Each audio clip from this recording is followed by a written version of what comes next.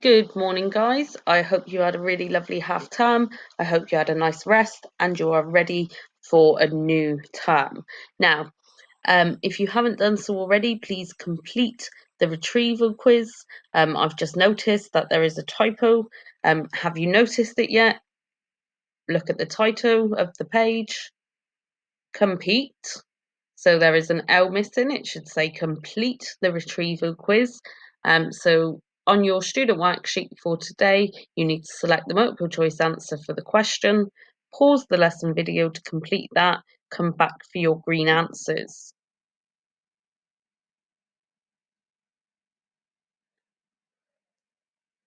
Okay, so let's go through the answers. Make sure you are adding corrections and making completing self-marking from home. So the type of energy given out by exothermic reactions is heat energy, thermal energy. The exothermic reaction is combustion. During endothermic reactions, heat energy is taken in. The disadvantage, the bad thing about using non-rechargeable batteries is they can't be reused. When two cells or more are connected together, a battery is formed. When disposing of batteries, you do need to be careful and mindful because they contain toxic chemicals. The reactants in a hydrogen fuel cell is hydrogen and oxygen.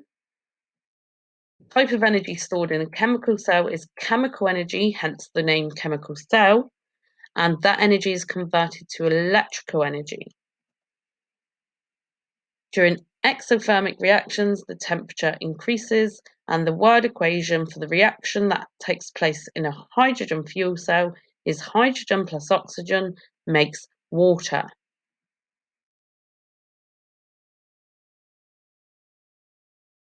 Okay, so the lesson we're looking at today is called collision theory, and it's all about explaining why chemical reactions happen. So you need to be able to explain how different factors affect the rate of a reaction.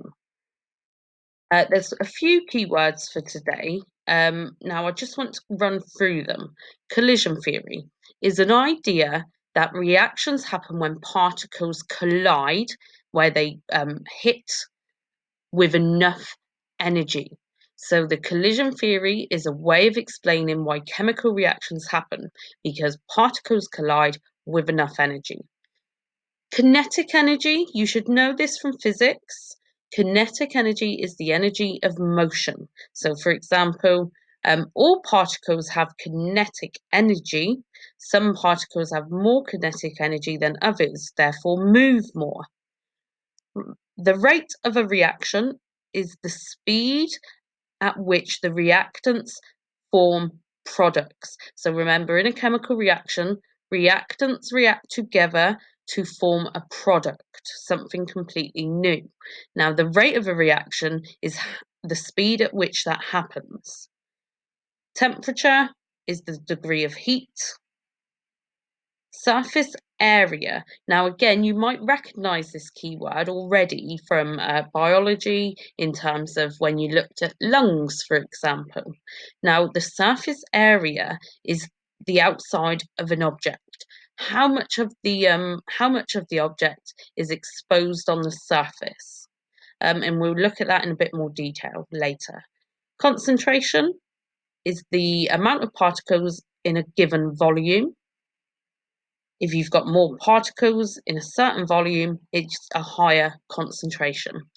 And pressure is the force exerted on an object.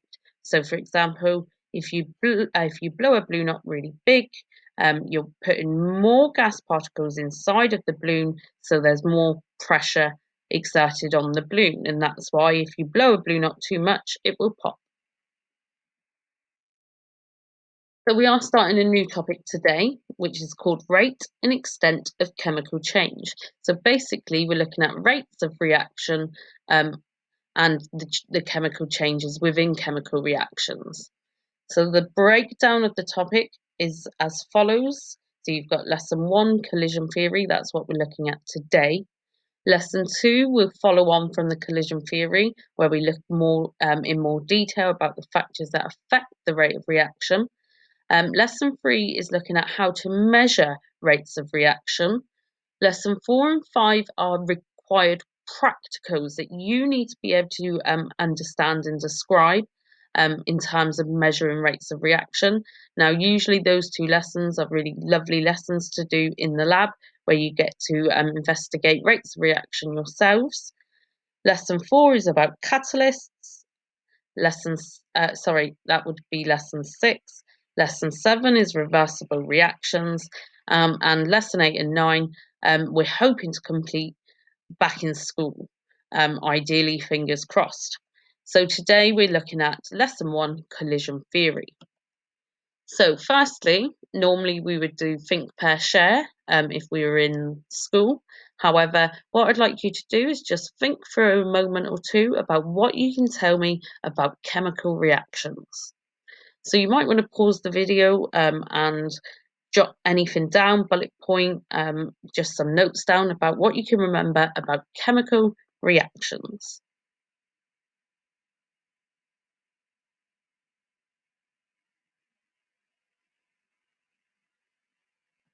Okay, so a chemical reaction happens when chemical substances come into contact with each other and they change to form something completely new. We know that in a chemical reaction, we have reactants at the start of the reaction, they react together and they form a product. So we know that a chemical reaction has happened because something completely new has been formed. And we know that in a chemical reaction, the particles at the start rearrange to form a new product at the end. So if you look at the diagram on the screen, as you can see, we've got hydrogen and oxygen molecules at the start as our reactants. They react together and they form water molecules, H2O. Again, you can see if we've got hydrogen and chlorine at the start, they can react together to form hydrogen chloride, HCl. And if that gas dissolves in water, it actually forms an acidic solution, HCl, hydrogen chloride, hydrochloric acid in solution. Now, you might also remember that there are signs of chemical reactions that we can look for. So, for example, emission of light or heat. What does emission mean? If you emit something, an emission is where you give something out. So, emission of light or heat or light energy might be given out. Gas might be produced. You might see a solid precipitate forming. You might see a colour change, or an odour might be given off as well. So those are all signs of chemical reactions happening. So today the lesson is all about this idea, this theory called collision theory, and it's a way of helping us understand why chemical reactions happen. So the collision theory states that in order for a chemical reaction to happen, particles must collide. They must hit together. They must come into contact with enough energy. If they collide without enough energy, there won't be any reaction. So, when a chemical reaction happens, particles must collide with enough energy. Bang! Reaction. Now, remember, we call that energy activation energy. We learnt that last topic. So now that we know particles must collide with enough energy to react, how can we make reactions faster? What can we do to the particles to make them react faster? Because remember, we want to look at rates of reaction in this topic. Well, how can we increase the rate of reaction? If it's all about particles colliding with enough energy, what can we do to the particles to make them react faster? Have a think.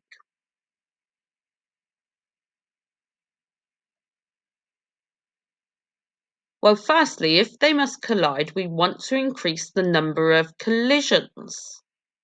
And if they must collide with enough energy, we want to increase the energy. So if we give the particles more energy, particles can move faster. And if they move faster because they've gained kinetic energy, they can collide harder and more often. And that means there's more chance of successful collisions. So a reaction only happens if the collisions are successful. And that is the idea of colliding with enough energy. The collisions are successful. They result in a reaction. So I've mentioned the term rate of reaction. Now, the rate of the reaction is the speed at which a chemical reaction takes place. Now, some reactions are slow and some are fast. For example, rusting, where iron rusts, that's a slow reaction.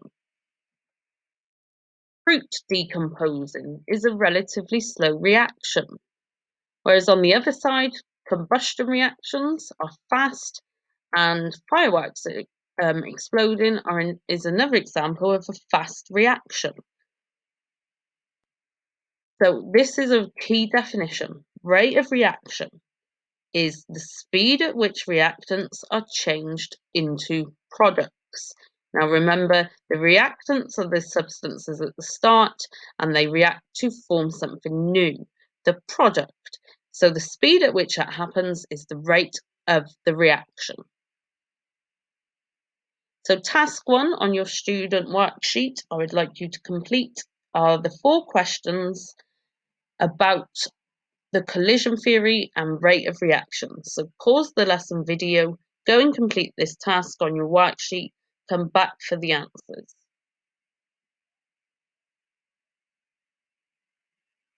Okay, so the answers are as follows. A definition for rate of reaction, the speed at which reactants are changed into products. An example of a fast reaction, combustion, fireworks exploding, wood burning you could have had, example of combustion. Number 3, slow reaction, decomposition, rusting. Number 4, during chemical reactions, particles must collide with enough energy.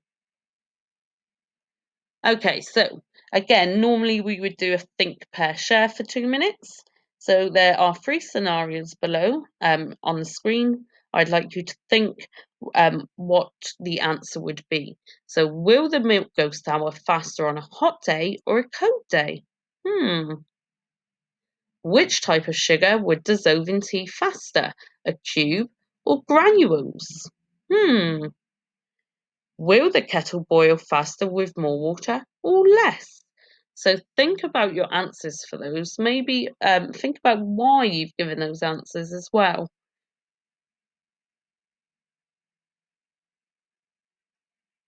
Okay, so now that you've had a little think, let's look at the answers. So, the milk would go sour on a hot day. That's why we keep milk in a fridge.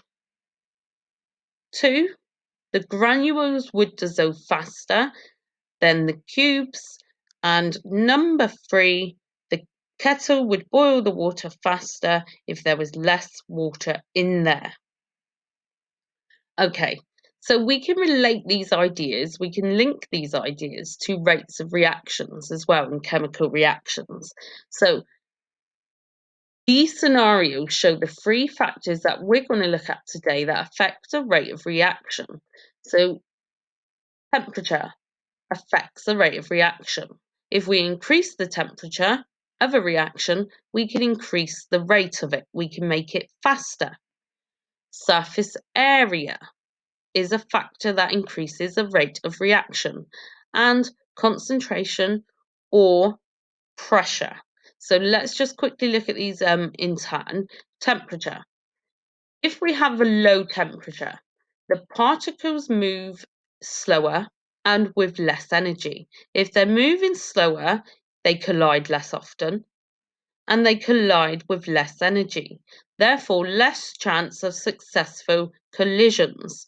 If we increase the temperature, we're giving the particles more energy. As you can see in the picture, particles that have been given more energy, more heat energy, are moving faster. If they're moving faster, they're more likely to collide, um, and they're more likely to collide with enough energy. Now, surface area. Now, remember, we talked about surface area at the start. It's the amount of a surface exposed. So you can see in terms of sugar, we've got a cube and we've got granulated sugar. Well, if we crushed that cube into granules, more of the surface of the sugar is exposed. It's got a larger surface area. Let's look at an example with chocolate. If you've got a large chocolate bar, the surface area is relatively small. However, if you break that up into cubes, individual cubes, you are actually opening up more of the surface for particles to react. So by breaking up a chemical into cubes or powder or chips or little marbles, you are actually increasing the surface area. You are giving more of the surface, you're exposing more of the surface to allow particles to collide and react. Therefore, increasing surface area increases the rate of a reaction. Now, concentration, if you increase the concentration, you are increasing the number of particles in a certain volume. So if we look at the diagram, you can see that the high concentration has got more particles than the low concentration. Why would that increase the rate of reaction? Think about collisions. If there's more particles in a given volume, there's more chance of a collision. So again, I just want to take each factor in turn. Increase in temperature. If you increase the temperature, you increase the rate of reaction because particles have more kinetic energy. They move faster and collide more often. If they're moving faster, they're more likely to bump into each other. And because they've got more energy, they do this harder. This gives more chance of a successful collision. Now, what I mean by that is a collision that results in a reaction. Again, in the diagram, you can see in terms of gas particles, if gas particles are cooler, they move slower. If they are heated up, they gain more energy, they move more often, they move faster, collide more often, therefore react faster. Now, if I looked at this on a graph, you can see the graph on the y-axis is the total mass of product, and that's what we want. We want our product formed. Now remember, the rate of reaction is the speed at which the reactants turn to product. And you can see that there are two lines, one line representing low temperature, the blue line representing high temperature, and you can see that the products formed with the blue line, the high temperature, was formed at a faster rate than the low temperature. And what you'll notice as well is that the graph will straighten off, the graph plateaus, the graph becomes flat once all the product has formed, once the reaction has finished. Now, both lines will finish at the same place once all the product is formed because the number of particles reacting haven't been changed. The only thing that is changed is temperature. So increasing the temperature increases the rate of reaction. Okay, so let's just quickly look at surface area. Increasing the surface area increases the rate of reaction because more surface is exposed, more of the surface is available for particles to collide.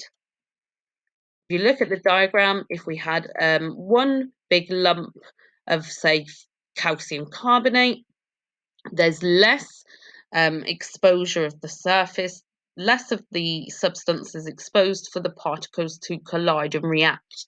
If we ground that up into a powder rather than a big lump, more of the substance is exposed for the particles to collide and react. Therefore, more chance of a successful collision. Now, if we looked at this on a graph, remember on the y-axis, we've got the amount of product being made because the rate of reaction is the speed at which the reactants form products. So we're interested in when all the product has been formed. We've got two lines.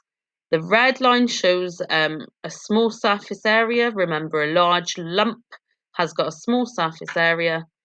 The blue line shows a larger surface area in terms of a substance being in powder form. And you can see that the blue line shows a greater rate of reaction. Okay, it's got a steeper gradient, therefore it shows that this has reacted faster. The products for the surface area with a greater surface area have been formed faster. Now remember, on a graph that shows rate of reaction, the end point, the point at which the products are formed, is always the same point. It's just been reached at different rates. That takes us to concentration. So increasing the concentration, we know increases the rate of reaction because there are more particles available in the same volume. So more collisions can take place. If more collisions are taking place at the same time, more chance of them being successful. So looking at the diagram, you can see that by adding more particles to the same volume, the same area, the same space, we are increasing the chance of collisions. If we increase the chance of collisions, we increase the rate of reaction. And again, there is a rate of reaction graph to show this. You can see we've got the formation of product on the y-axis. We've got the time of reaction on the x-axis. We've got two lines. Red one shows a low concentration, and the blue one shows a high concentration. And as you can see, the one with the high concentration has a greater rate of reaction. And again, you'll notice is that the end point is always the same. Now, you can also talk about rate of reaction in terms of increasing pressure. So we talk about pressure in terms of gas and liquids. Now remember, pressure is the force exerted on an object. Now, if you look at the diagram, if you add more particles to a container, or you make that container, that volume smaller, you are actually increasing the pressure. By increasing the pressure, there is less space for the particles to move. Therefore, if there's less space to move, more collisions will happen. And therefore, if more collisions are happening, there's a bigger chance of a successful collision happening, and therefore a faster rate of reaction. So that leads us on to task 2, the collision theory video. So I'd like you to go to your worksheet, click the link to watch the video. Pause the lesson video here and come back once you've watched it.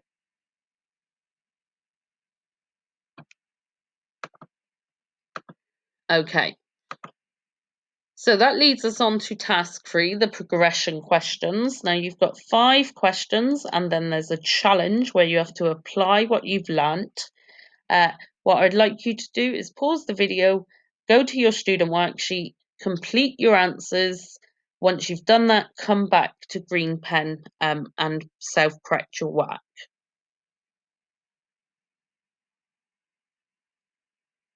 Okay, so the answers are as follows. The rate of reaction is the speed at which reactants form products.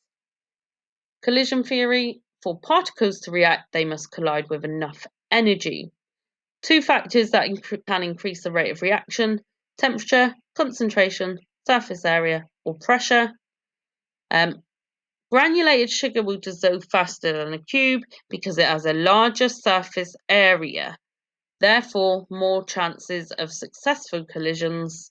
Number 5, increase in temperature gives the particles more kinetic energy, which means they move faster, they collide more often, and harder, therefore more chances of a successful collision. And the challenge, you shouldn't leave aerosol cans in direct sunlight, because if you do, the particles inside of the can will gain more heat energy. If they gain energy, that energy becomes kinetic energy. The particles move faster, therefore increasing the pressure inside of the can, which can then explode. So that leads us on to the consolidation. There are 5 statements. What I'd like you to do is describe what factor is being described. So it can either be temperature, surface area, or concentration. So pause the video, complete that task, come back for the answers. So the answers are as follows. Number 1, temperature. Number 2, surface area. Number 3, concentration. Number 4, temperature. Number 5, concentration. Now remember, it's always important that we complete a RAG rating for the learning intention. Now that was to be able to explain how different factors affect the rate of reaction. So you need to be able to describe how temperature, surface area, and concentration affect the rate of reaction. Now, in our 50-minute lesson this week, we are going to go back over this and secure our understanding. But please complete a RAG rating for today's lesson, and thank you for taking the time to complete your work from home.